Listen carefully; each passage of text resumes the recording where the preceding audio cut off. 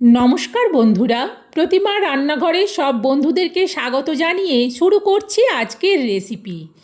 আজকে আমি খুবই টেস্টি রুই মাছের দই রুইয়ের রেসিপি তোমাদের সাথে শেয়ার করব। তার জন্যে আমি এখানে 4 পিস মাছ নিয়েছিলাম। মাছকে ধুয়ে নিয়ে দিয়ে দিচ্ছি পরিমাণ মতো লবণ আর দিচ্ছি অল্প হলুদ। এবার হাত দিয়ে ভালো করে লবণ আর হলুদটা মাখিয়ে নেব। আমি 4 পিস মাছ বললাম কারণ একটা কাঁটার দিকের মাছ ছিল, সেই মাছটা একটু অসুবিধে হচ্ছে, একটু বড় কেমন সাইজ, সেই জন্য সেটাকে কেটে হাফ করে নিয়েছি। অ্যাকচুয়ালি কিন্তু 4 পিস মাছ ছিল।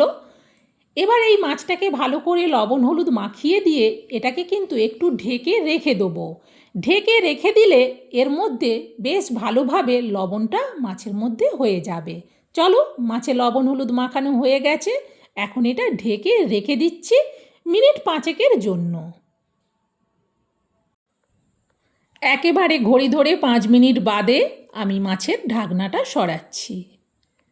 সুন্দরভাবে মাছের মধ্যে লবণ হলুদটা মাখানো হয়ে গেছিল। এখন আমি এই মাছগুলোকে একটা অন্য জায়গার মধ্যে তুলে নিচ্ছি।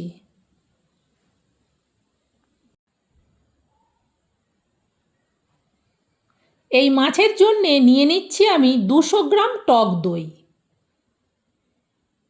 এই মাছের জন্য 200 গ্রাম টক দই হলেই কিন্তু হয়ে যাবে।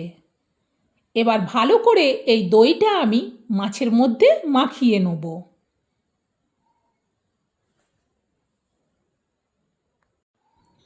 সত্যি বলছি, এইভাবে দই রুই বানালে এত টেস্টি হয় যে মনে হবে দই কাতলার থেকেও যেন দই রুইয়ের টেস্ট বেশি। দেখো, খুব ভালো করে কিন্তু মাছের মধ্যে আমি দইটা মাখিয়ে নিচ্ছি। তবে তোমরা মাছের পরিমাণ কম বেশি করলে দইও কিন্তু কম বেশি করতেই পারো। আবার যদি কেউ একটু বেশি দই দেয় তাতেও কিন্তু কোনো অসুবিধে নেই। সুন্দরভাবে মাছের মধ্যে দইটা মাখানো হয়ে গেছে। এখন আমি হাতটা ধুয়ে নেব। হাতটা ধুয়ে নিয়েই যাব রান্নাঘরে। রান্নাঘরে এসে গ্যাস জ্বেলে কড়া বসিয়ে কড়াতে দিয়ে দিলাম সরিষার তেল। এবার তেলটাকে কড়ার উপর পর্যন্ত খুন্তি দিয়ে চাড়িয়ে নেব। তেলটা খুব ভালো করে গরম হয়ে গেছে। তেলেতে দিয়ে দিচ্ছি কালো জিরে, 1 চামচের মাপে হাফ চামচ। কালো জিরেটাকে আগে ভালো করে ভেজে নেব। এখন দিয়ে দিচ্ছি পরিমাণ মতো লবণ আর দেব অল্প চিনি। লবণ চিনিটাকে ততক্ষণ নাড়াবো যতক্ষণ না চিনির দানা গলতে শুরু করে। চিনির দানা গলতে শুরু করে দিয়েছে। এখন এতে দিয়ে দিচ্ছি হাফ পেঁয়াজের পেস্ট। একটা বড় সাইজের পেঁয়াজের হাফ পেস্ট দিলাম। এবার পেঁয়াজ পেস্টটাকে আগে ভালো করে ভেজে নেব। এরপর এতে দিয়ে দিচ্ছি হলুদ পরিমাণ মতো আর দিচ্ছি লঙ্কার গুঁড়ো পরিমাণ মতো। তবে ঝালটা যে যেমন পছন্দ করো সে সেই অনুযায়ী লঙ্কা দিও। আবারও একটু ভালো করে মশলাটাকে নেড়ে দিলাম। এখন দিয়ে দিচ্ছি টমেটো পেস্ট। এখানে একটা বড় সাইজের গোটা টমেটোর পুরো পেস্টটাই দিলাম। টমেটো পেস্টটা দেওয়ার পর আবারও ভালো করে মশলাটাকে নাড়াতে থাকবো। গ্যাসটা একেবারে লোতে করে দিলাম। একটা মশলা রেডি করে নেব। এখানে নিচ্ছি 4 মগজ, 1 চামচের মাপে 1 চামচ। নিয়ে নিচ্ছি সাদা তিল 1 চামচের মাপে 1 চামচ। আর নিচ্ছি হলুদ সরিষা 1 চামচের মাপে 1 চামচ। এবার এই 3টে মশলাকেই আমি একসাথে মিশিয়ে ভালো করে শিলে বেটে নেব। দেখো, মশলাটা সুন্দরভাবে বেটে নিয়েছি।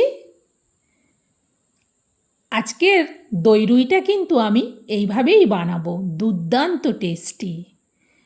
ওইদিকে মশলাটা অনেকক্ষণ নাড়ানো হয়নি, আগে একটু মশলাটাকে খুন্তি দিয়ে নাড়িয়ে দিলাম।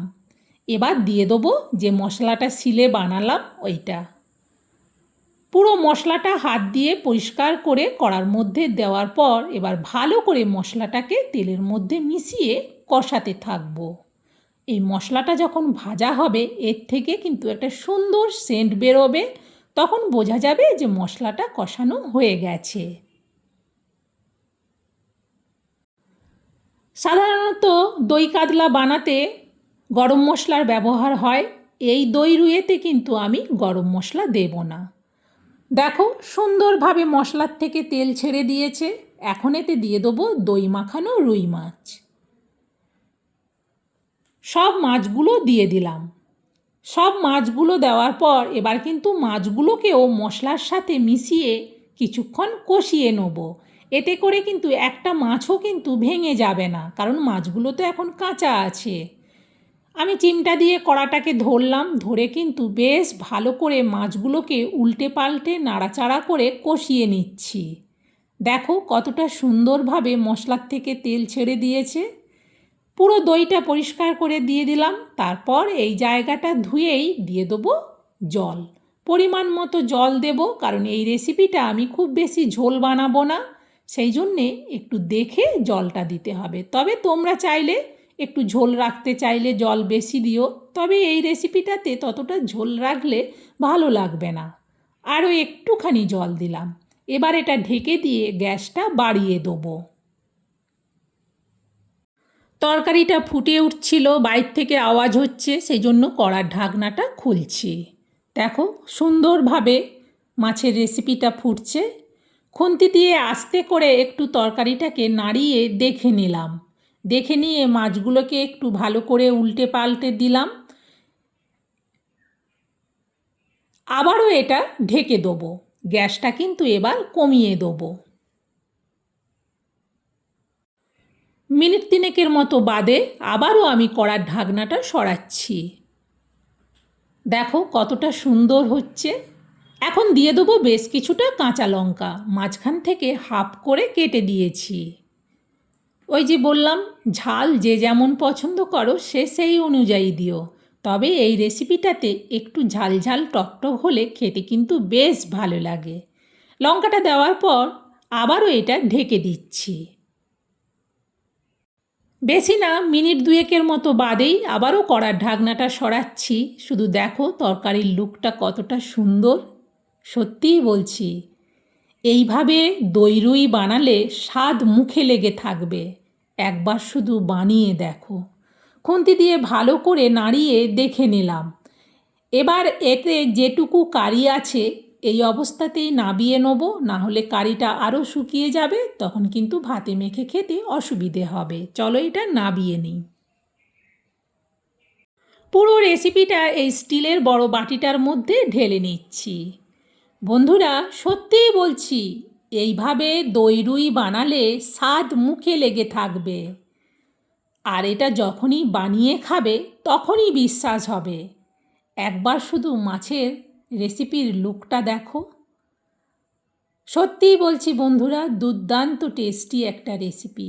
একবার আমার দেখানো পদ্ধতিতে এই দই মাছটা বানিয়ে দেখো।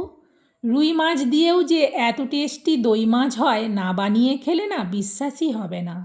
আমার এই রেসিপিটা তোমাদের কেমন লাগলো সেটা কমেন্টে জানিও। ভালো লাগলে একটা লাইক দিও আর রেসিপিটা শেয়ার করে দিও। আজকের মতো রেসিপি শেষ, আবার পরের রেসিপিতে দেখা হবে।